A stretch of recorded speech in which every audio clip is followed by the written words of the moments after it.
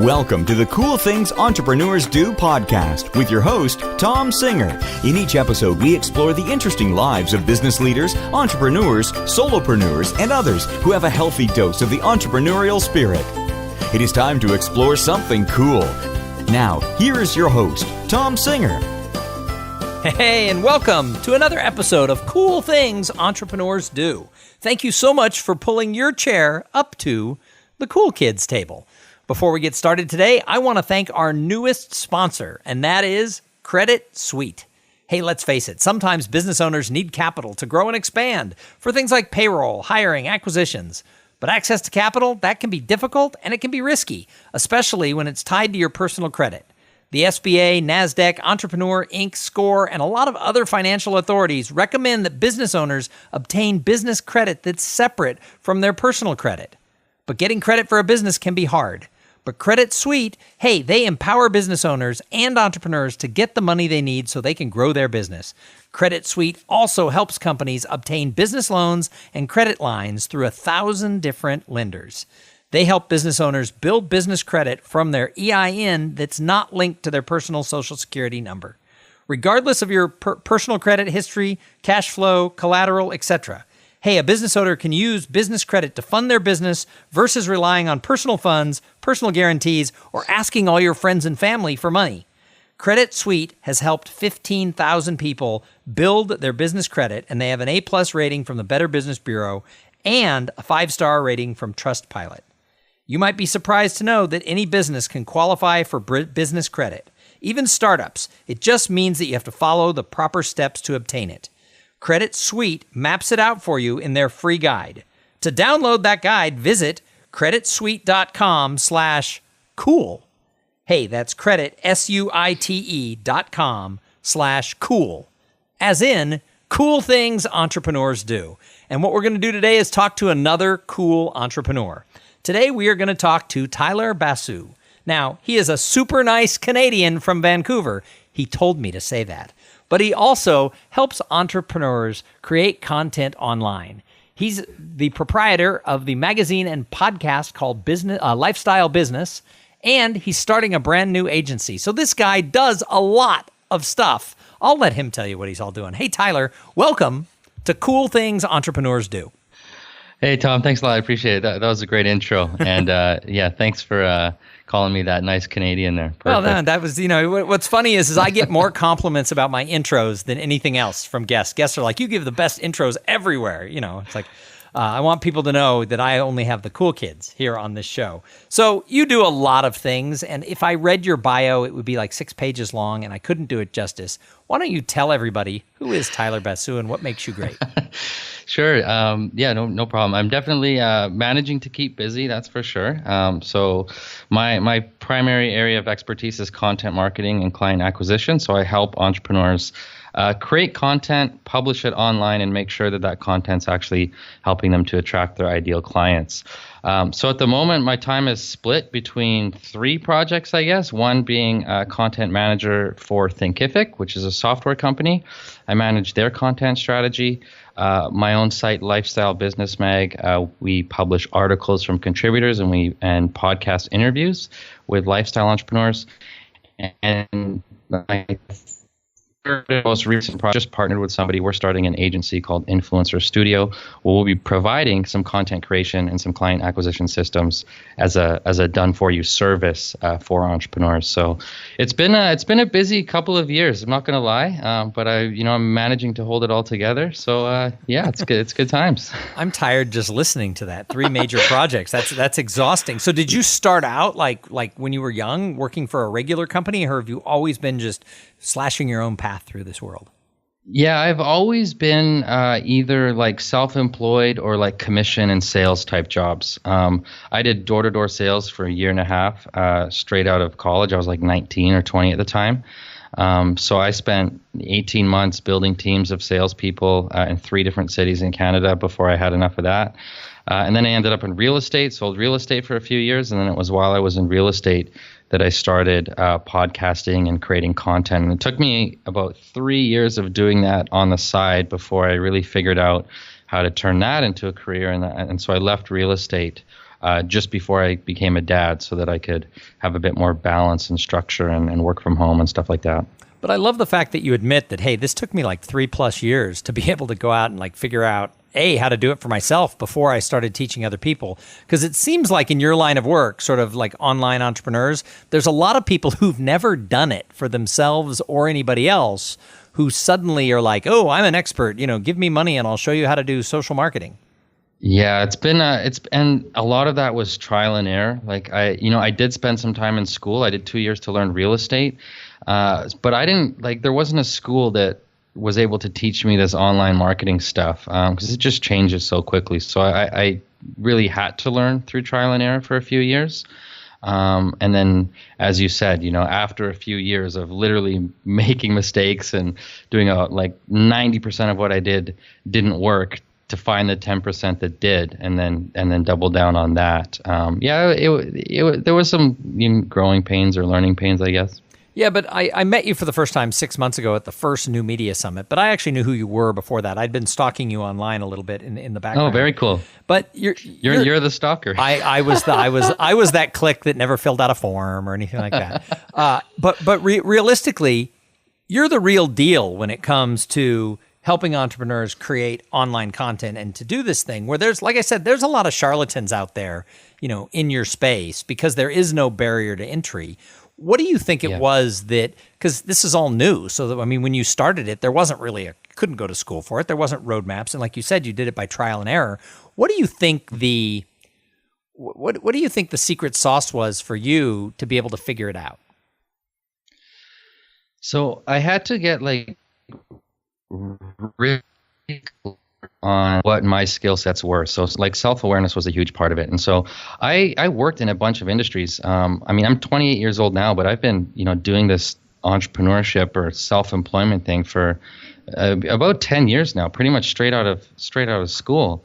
And most of that was me going in all these different industries and picking up specific skill sets. And then after doing that for a while, I finally had, a few tools, I guess, on my tool belt, and I was able to ask myself, what can I use these tools for? Like, I've spent some time in sales, I've spent some time in content creation, I've spent some time promoting seminars in a training and teaching space, and how can I bring these worlds together and just find my sweet spot? So the trial and error was really just me figuring out where my sweet spot was and which industry I actually wanted to be in and where I felt that my strengths were best utilized. Until I had that clarity, everything was a struggle. So you said that one of the reasons you took this zig from real estate and zagged over to the social media content stuff was so that you could kind of control your life. You were having your first child. I know that you have one now. You have a second one on the way. What do you love about the lifestyle that you've now created the last 2 or 3 years? Definitely control over my time. In real estate, I would work every weekend, every holiday, and just when people were out shopping for homes, that's when I needed to be working, right? And it's the opposite now, where now I get to spend the weekends and the evenings with my family, with my wife, with my son, and during the day I pick how to best use my time, and I make sure that I'm spending my time in my sweet spot where I can make the biggest impact, where I can create content that moves the needle, where I'm helping people to do things that move the needle for them. And I don't have the luxury to do things that don't move me forward or don't move businesses forward.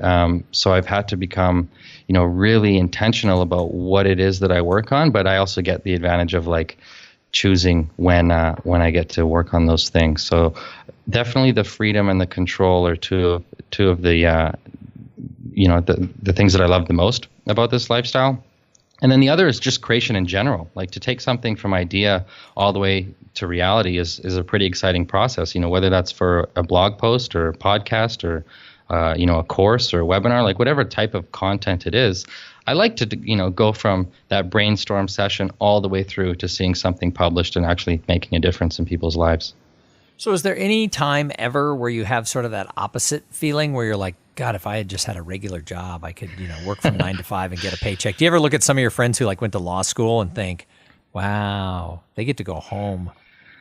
You know what? There have been times where I've gotten comfortable in specific roles, but I'll like intentionally remind myself in that moment that comfort is not a safe place to be, because the only thing that really is constant is an changement. So if I expect things to stay the same and I fall into a certain routine of just doing the same things over and over again, I get bored. I get a bit anxious. I don't really get a lot of fulfillment from that. So I actually tend to thrive when the pressure's on me and when I am needing to change and to learn and to evolve quickly, as opposed to kind of stagnating in some kind of repetitive routine. So I do like the challenge of something new. That's definitely part of it, and the challenge of pushing myself. And I also know, just from my own personality, I know that when I'm faced with a deadline, I'll often wait until really, really up close to that deadline before I get it done. And so putting that pressure on myself, sometimes I'll arbitrarily throw a deadline at myself because I know that's what it's going to take to finally get something done quickly. Well, you bring up the fact that you kind of sometimes look at that, but you get comfortable and you realize that comfort's isn't the security blanket we think that it is. You're a relatively young guy. I, at your age, was chasing the comfort. I stayed in corporate America with my ladder against the wrong wall. And the reason I did that is I thought it was safe. But looking back, I was laid off 6 times over like a 15-year period and never fired. It was never I was a bad employee or I did something wrong. It was always because the company either shut down entirely or pulled out of Texas. And I was, one company wanted to move me, but we didn't want to move. So it's like I didn't have a choice but to, go out on the street. And so it turned out that what I thought was security wasn't security. And now that I've worked for myself for 9 years, that tends, even in bad times, that tends to be more secure. Yeah, and it's I think that perception is finally shifting, especially among millennials. Because we grew up watching our parents go through that stuff, right? The layoffs that were out of their control, the downsizing that was out of their control, picking a new career multiple times throughout their, throughout their life. And we've just seen that, that story that was sold that, you would work for one company for your whole life and that'll be safe and you'll get a pension and all that stuff. Like, who actually can say that happened for them, especially now in this current reality? So I think if you can figure out a way to be self-employed to some extent, maybe you don't even call yourself an entrepreneur, but even just think of yourself as a freelancer where you have the ability to, serve multiple clients at once. That sounds safer to me than relying on one income stream from one employer that you could lose at any given time. Yeah, I mean, you're speaking to the choir on that one. So what advice do you have for someone who's listening who just heard what you said and they're nodding, going, yes, I want to go pursue my own thing? Because the only regret I have in life is that I didn't start doing this at 25. So if somebody is 25 or 50, what do you tell them? Minimize that risk of, leaving traditional employment and then trying to go at it solo, which can often cost a lot of time and money. Like if you're an entrepreneur and you're creating a product or a service, just the act of creating something takes a lot of time, and you're not being paid for that time. You're not actually being paid until you sell something. So my advice would be sell something that is as expensive as you can sell it first. Like come up with instead of selling like a $3 widget. I made this mistake, so I'm speaking from experience. When I left real estate, my next move was to start a digital magazine where I was charging $3 or $4 a month in the app store to download this magazine. And I was spending thousands of bucks of my own money each month to create this magazine. And I wasn't getting that money back. And I could only keep that up for a few months before I realized, damn it, you know what? I should have started with something at a much higher price point, and that would have given me the money to tackle creating things at a lower price point. So I would have done the opposite. And so to anyone who's considering becoming an entrepreneur, I would try to start by offering a service. Like, what's that skill that you've picked up from your job? Figure out a way to package that as a service and where you can charge based on the value of the result that service helps somebody accomplish. And then that way you've got some money in the bank. It only takes a couple of clients per month probably to replace what you make in your day job. And now you're good. Now you can use some of that money to fund the growth of your business, to reinvest in your business, to cover your personal expenses, and maybe create some products down the road to offer those clients. But start with a very high touch personalized service that you could charge a high price point for. That I think is probably the safest way to transition into entrepreneurship, because you could even do that on the side and just get a couple of clients while you still hold down your day job, and then before you actually take the leap and put yourself in a financial risk like I did a couple of years back. Yeah, no, I found myself laid off, and so I started at zero. It would have been nice to actually have that already working before I was on the street. So that I think is really good advice. But starting something new, I mean, a lot of people feel, oh my gosh, I've got this idea, I'm going to go start it. And they're overcome with these positive feelings about all the potential that their new business has. But we all know, and we've all seen people do this, potential doesn't equal results. And this is something I spend a lot of time talking to people about. Why do you think some people are able to cross that gap between their potential and get closer to their results? I actually don't believe you ever reach your full potential, because if you're living life correctly, as you move forward, your potential is going to shift farther away, because you're going to meet new people, you're going to read new things, you're going to listen to new podcasts, you're going to have new information, and all of a sudden you have more potential. So I don't think you ever get there, and I think if you got there, you probably wouldn't like it when you caught it.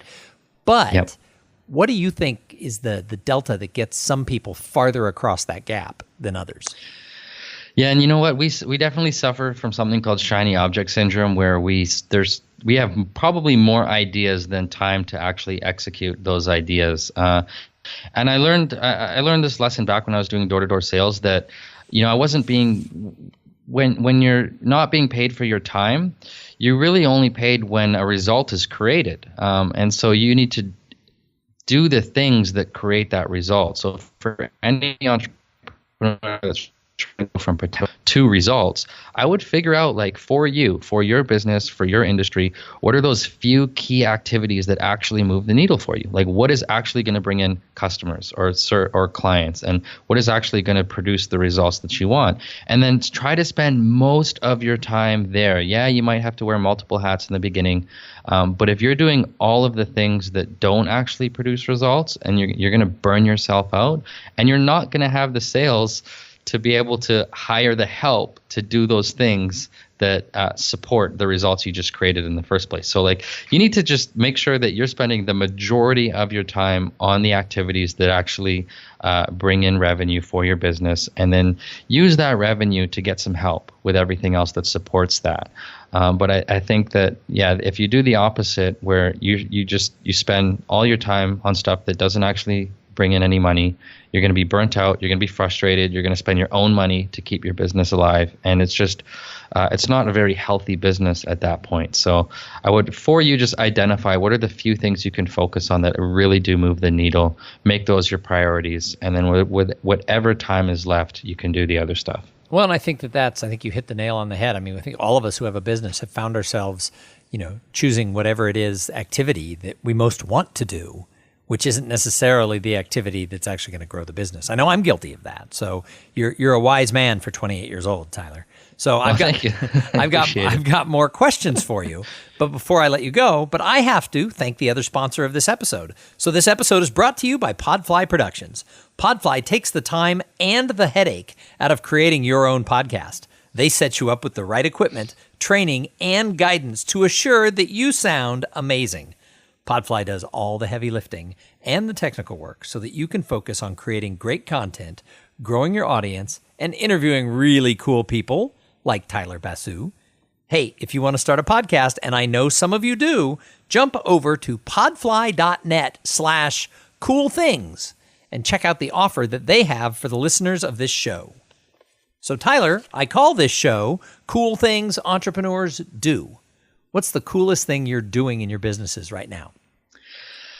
So I've been spending a lot of time creating automated webinars lately, and that has just helped bring in qualified appointments. in my experience, when I've sent people straight to to try to get on a call with me, I end up on these calls with people that aren't really the right fit or just quite ready for something yet. So I'm intentionally creating these automated presentations that kind of act as filtration systems. I mean, they deliver a lot of content, they teach some cool stuff, but they also help to disqualify and even discourage people from moving to the next step of actually wanting to talk to me. And that's just been able to help me become way more efficient with my time. Like when I'm booking calls throughout the week, those calls are, a good use of both of our times. They identify themselves as somebody that is ready for a service that I provide, and they're ready to talk to me. And at the same time, I'm not, I've already qualified them before they even got on the call with that presentation and with the form they fill out. So having some more automation has been, high on my priority list. It's again helped me just to be more efficient with my time, and then just really, spend my time where it creates the biggest impact. So tell us more. Tell me a little bit more about what is an automated webinar. How is it set up? What is it? Why? I mean, give me meat. Yeah, for sure. Okay, so regardless of what it is that you sell, product, service, whatever the case is, I've done this for Thinkific. We sell software. I've done this for myself, where I sell services. I've helped other people who sell workshops and consulting set this up as well. So it doesn't really matter what you're selling. The reason why this works is because of something called a buyer's journey. And every person that you're trying to sell to, there's a journey that they go through that leads up to them buying from you, right? And so when they're actually ready to buy from you, that means that they're the furthest along in that journey. So you might call them like a hot lead, right? But to get somebody hot, you got to warm them up. And even to get them to warm, if they're starting off cold, you need something that takes them from cold to warm. So what I like about webinars is they're perfect because they take somebody's time. A typical webinar is about 30, 40 minutes long. Somebody who's not pretty serious about getting a specific outcome or solving a specific problem, or becoming a customer, if they're not pretty serious about that, they're not going to spend 30 to 40 minutes of their time watching a video.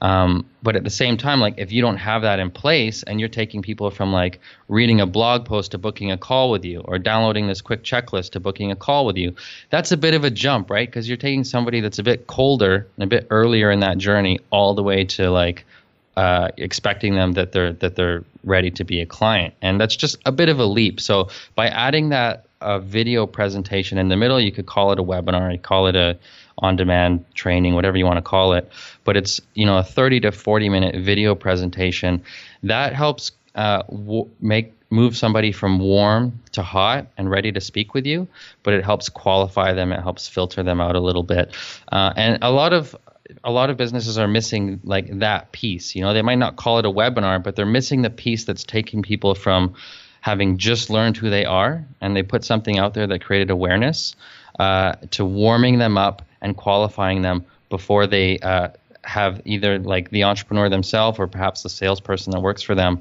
trading their time to talk to that person.